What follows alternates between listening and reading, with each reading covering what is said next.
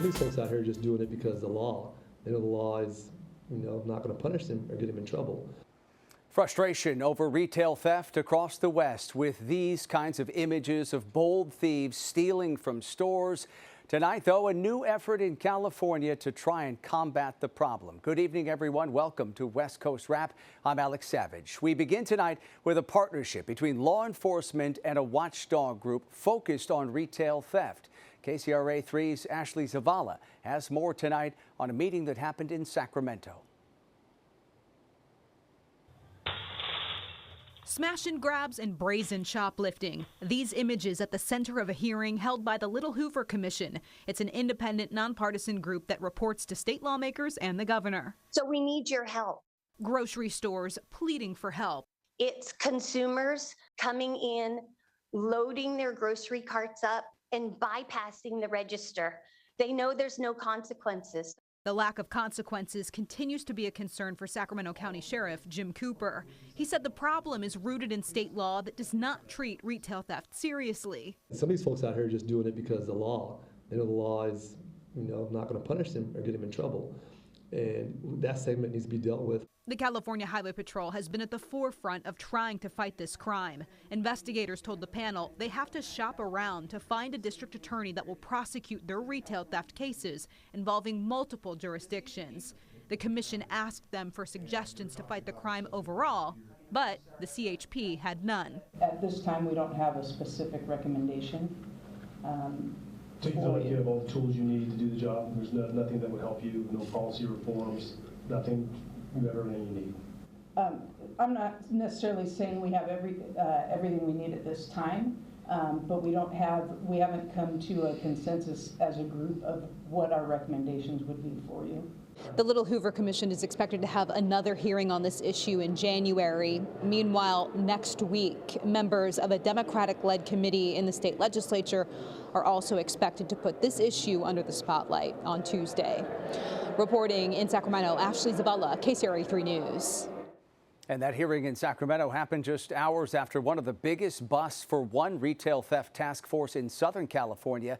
Los Angeles police say last night's raid of a storefront in Westlake paid off in a big way. Officers recovered about $500,000 worth of stolen merchandise. That included diapers, computers, and energy drinks. Investigators say this was all part of a crackdown on the sale of stolen goods from retail stores. We've addressed the issue at the point of shoplifting. We arrest shoplifters in undercover operations all the time in Rampart and citywide. And we've dealt with the street vendors who receive stolen property, buy that stolen property. We've arrested persons selling stolen property to the street vendors, and now we're addressing the brick and mortar stores. All of those stolen items have been moved to a new location so retailers can identify what's theirs. So far, 3 arrests have been made in this case. Police in the Portland area also taking steps to crack down on retail theft. Hillsborough police carried out a retail theft blitz last night. Officers set up at several locations around a local mall, watching and waiting for potential shoplifters. One of those arrested was a man who walked out of a Marshall's store without paying for several items. And as soon as he gave me his name, I immediately knew who he was. Somebody who I currently have probable cause to arrest for previous theft, and he returned having some warrants as well for his arrest for theft as well. So he's on his way to jail. Loss prevention officers and law enforcement say they see many repeat offenders. And 3 metropolitan areas on the West Coast are among the top 5 most affected by organized retail crime in the country. According to the National Retail Federation, Los Angeles ranks number 1. The Oakland-San Francisco area comes in 2nd, and Seattle comes in at number 5 on that list. The U.S. Senate is postponing the start of its holiday break in the hopes of reaching a deal on border security and other key funding issues. Senate negotiators announced today they are expecting to continue talks into next week with top Biden administration officials. The White House wants Congress to approve a $110 billion package to address issues at the border and provide wartime aid to Ukraine and Israel. Border security has become a key sticking point in negotiations, with Republicans calling for tougher asylum restrictions in the bill. The White House expressed disappointment today with House Speaker Mike Johnson's decision to let House members go home for the holiday while Senate negotiations continue. it's going in the right way. We understand that we have to find a bipartisan compromise to get this done. And we're talking about the policy side of it and the funding side of it as we talk about the border in relation to the border. And so we're going to continue to have those conversations. It continues on the Senate side. You heard us talk about how, and the Speaker said this himself, how he's going to, they're going to go on vacation. They're going to go on vacation while the Senate side continues to work. Speaker Johnson commented on negotiations in a social media post, writing, "The border is not just a crisis, it's a catastrophe. The House took action to secure our border. It's time for the Senate and the White House to do the same." The action he's referring to is House Resolution 2, which is a sweeping border security bill that passed the House back in May. It calls for tougher asylum restrictions, more border wall construction, and the hiring of additional border agents. Senate Majority Leader Chuck Schumer says there are not enough votes in the Senate to pass it.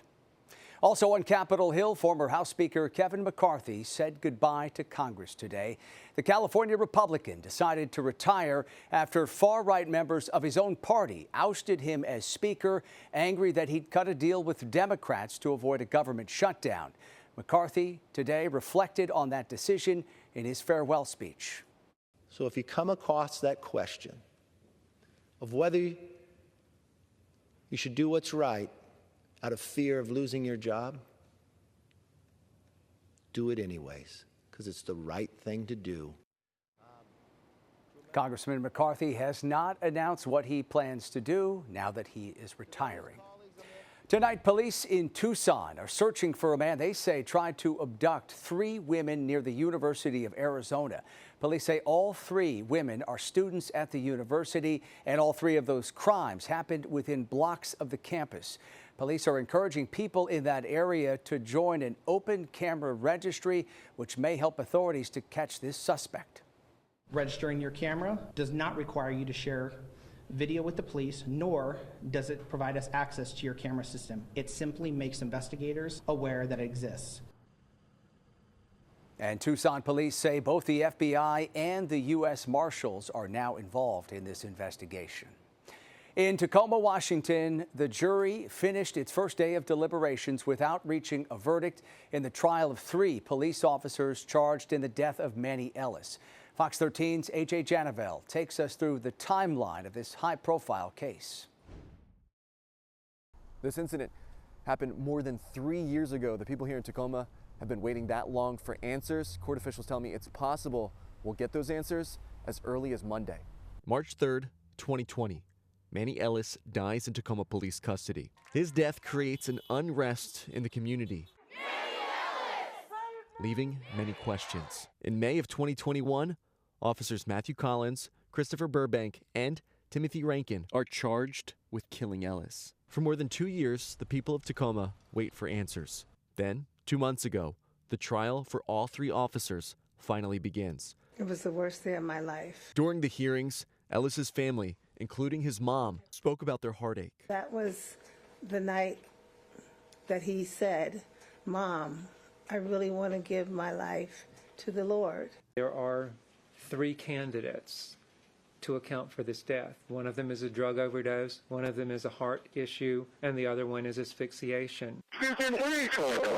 Thomas Clark, the former Pierce County medical examiner who ruled Ellis's death a homicide, explained his decision on the stand. He was restrained with handcuffs, put face down on the street.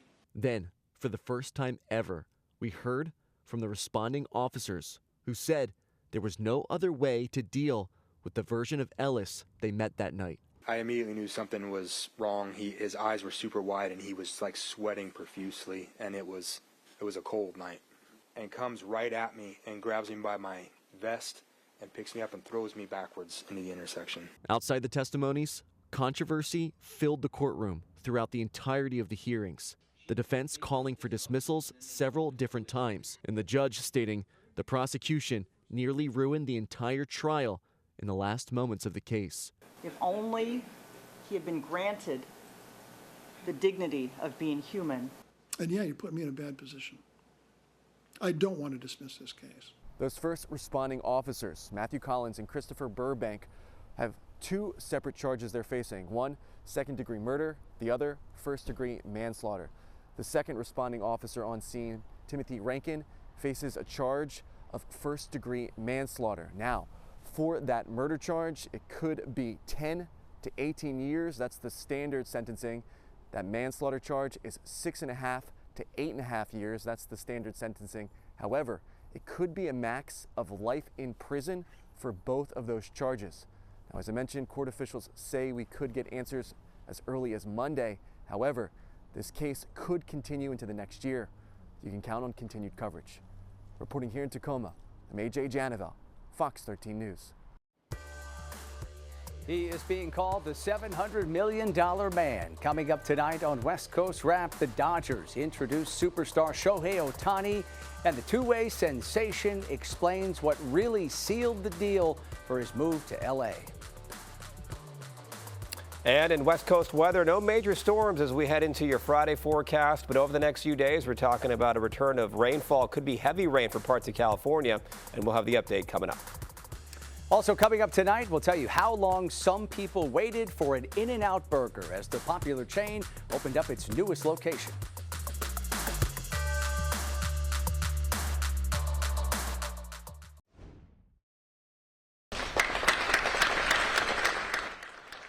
Well, tonight, baseball fans are getting their first look at superstar Shohei Ohtani donning Dodger blue for the first time.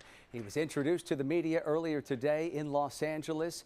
After that introduction, the team gave fans a look at Ohtani walking onto the field at Dodger Stadium. Ohtani came to the Dodgers in that record-setting $700 million deal after leaving the Angels as a free agent. The most lucrative deal in North American sports history has been arranged, so Ohtani receives $20 million over the next 10 years he's playing with the Dodgers, and then another $680 million will be paid out to him between 2034 and 2043. Ohtani is considered a unique two-way superstar who hits and pitches. Today, he said it took more than just money, though, to convince him to become a Dodger. I don't really want to talk about other teams at this stage, so I'm going to kind of shy away from that. But as far as the reason that why I chose the team, like I said earlier, there's a lot of reasons, but one thing that really stands out in my head is when I had the meeting with the Dodgers, the ownership group, they said when they look back at the last 10 years, even though they've made the playoffs every single year, one World Series ring, they consider that a failure. And when I heard that, I knew that they were all about winning, and that's exactly how I feel. So that's one of the things that stood out. Ohtani's new Dodgers jersey has already set a new 48-hour sales record on the Fanatics website. MLB.com reports fans are buying the jersey at a rate that is more than double, the previous record holder, which was soccer star Lionel Messi. California regulators today approved some new emergency safety rules meant to protect stonecutters from developing an incurable and often fatal lung disease that's caused by inhaling silica dust. The new temporary standards on handling and installing artificial stone include restrictions on dry sweeping, mandating workers wear a full face mask, and requiring employers to report their workers' confirmed silicosis cases to Cal OSHA. Since 2019, 10 people have died in California from silicosis, and health officials have identified a total of 93 cases of the disease. About 300 Bay Area delivery drivers were not dropping off any packages today as the local Teamsters Union stood in solidarity with a strike that's happening in Cincinnati, Ohio. The DHL facility in Oakland was filled with parked delivery vans today. More than 1,000 workers at DHL's hub in Cincinnati went on strike last week after months of failed negotiations with the company. Turning now to our weather here, and storms moving across New Mexico have blanketed parts of the state in snow. Check out the scene here. It's beautiful. This video posted to social media shows snow-covered streets and backyards from Albuquerque up to Santa Fe. For more, let's bring in KTVU meteorologist Mark Tamayo, who is tracking those storms and weather conditions across the West.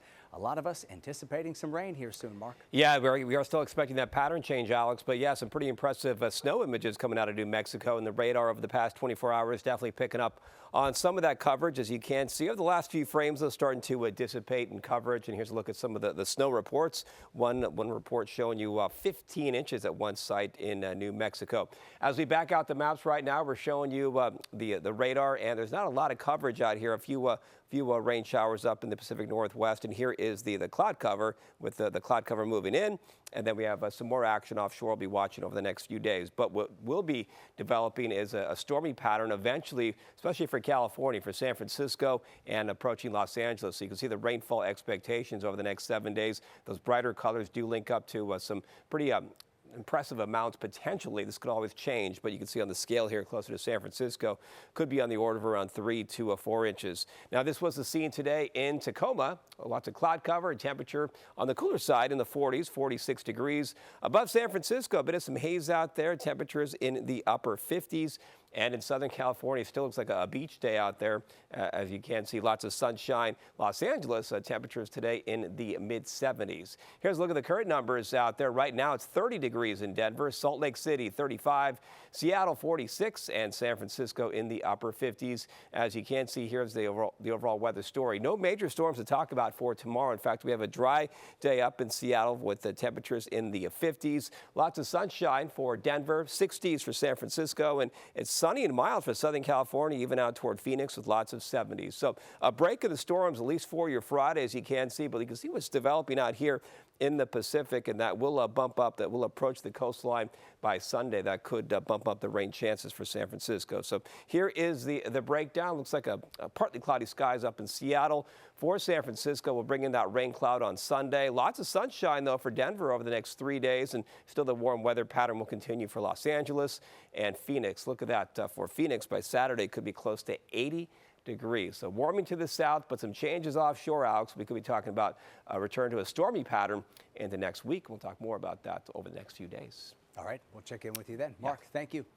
Authorities in Oregon recovered drugs and a loaded gun during a traffic stop this week. A state trooper stopped a car for a traffic violation on Interstate 5 in Lynn County.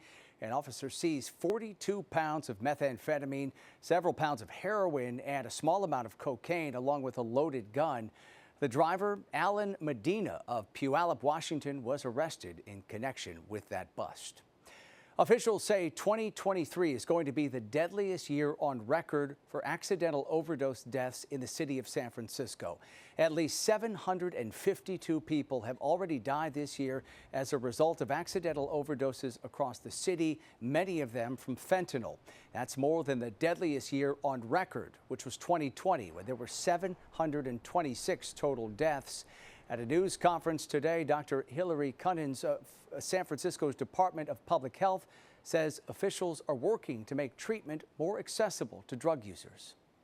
Removing barriers to medications for addiction treatment, which are the most effective way to prevent death and overdose in people who have an opioid use disorder.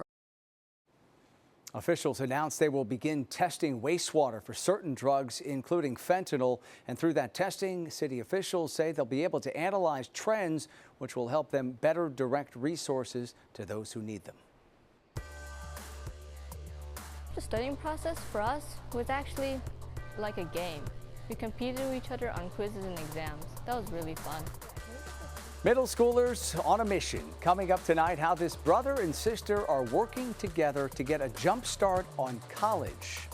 Also, InNOut is supposed to be fast food, but some people waited in line for up to 8 hours to get their hands on those burgers. We'll have more on the opening of the popular chain's newest West Coast location.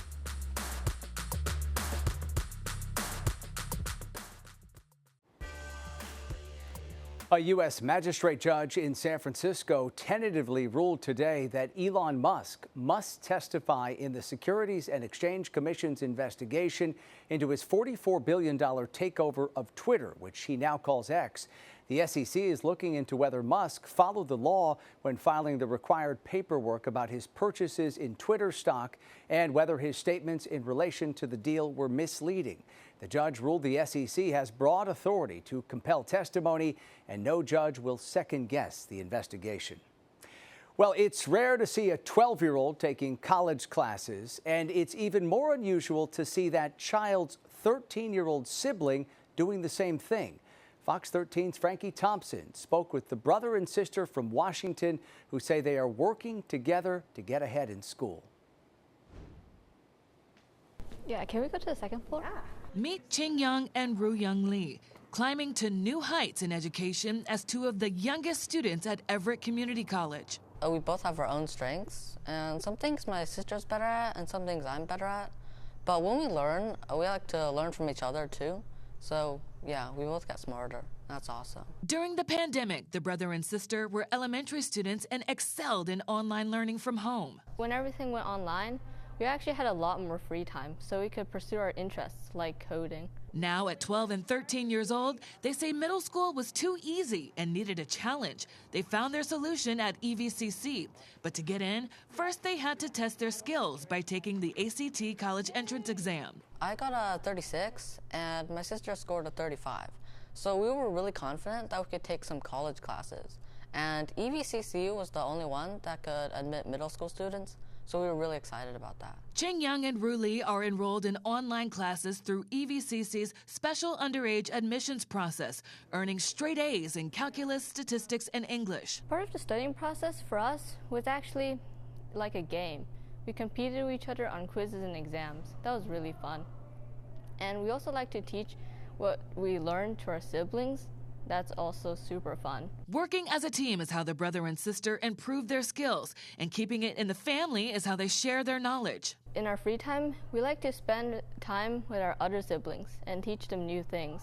It's just very enjoyable. The duo is a step closer to earning their college degree, and they're not even in high school. They may be young, but their advice to inspire others with a passion for learning is beyond their years. It's really important to make a team when you're learning, because if you have a lot of friends that share the same passion, you can learn from each other, and that makes learning a lot faster and more enjoyable. Frankie Thompson, Fox 13 News.